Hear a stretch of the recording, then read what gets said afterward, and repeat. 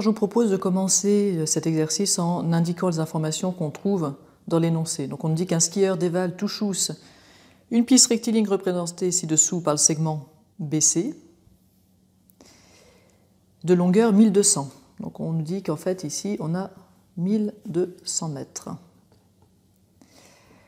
À son point de départ C, le dénivelé par rapport au bas de la piste donné par la longueur AC, ça c'est le dénivelé, est de 200 mètres.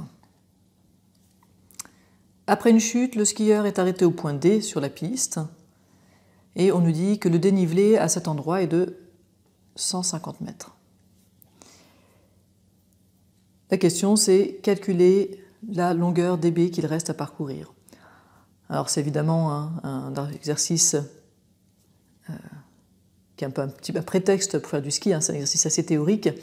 Ici, ce qui est intéressant, c'est que quand on fait le dénivelé, eh bien, on a des choses qui sont perpendiculaires et donc on va pouvoir utiliser le théorème de Pythagore dans des triangles perpendiculaires. Et puisqu'on a deux droites perpendiculaires à une même droite, on a aussi des droites parallèles et donc on va pouvoir aussi utiliser le théorème de Thalès. Alors à voir ce qui va être utile. Donc ce qu'on cherche à calculer, c'est ici cette longueur dB. Alors quelle stratégie pour calculer dB? Bien là, on voit que le théorème de Thalès sera parfait puisque dans le théorème de Thalès, on connaît deux longueurs ici.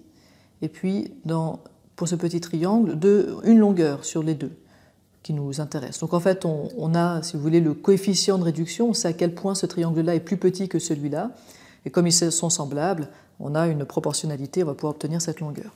Voilà, tout ça c'était un peu long pour dire que on peut appliquer le théorème de Thalès.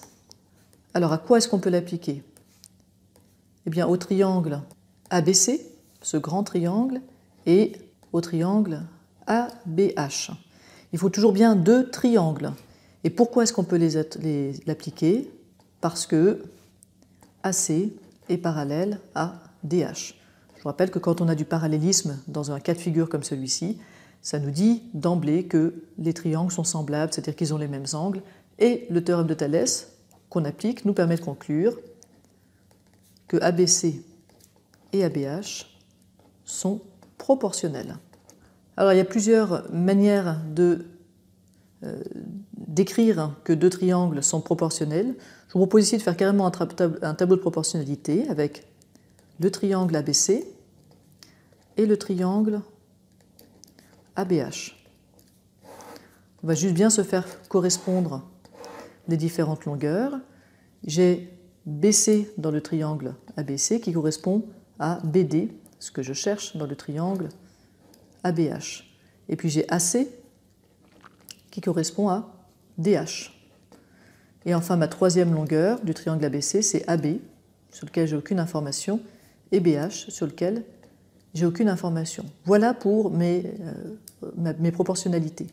Alors je peux préciser, donc BC, on sait que c'est 1200, BD, c'est ce qu'on cherche, AC, on sait que c'est 200, et DH, on sait que c'est 150.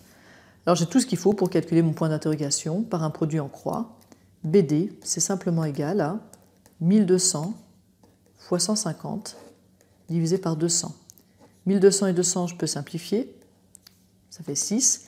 6 fois 150, 600 plus 300, 900 mètres. Et donc, je réponds à la question qui était posée, c'est la longueur qu'il reste à parcourir.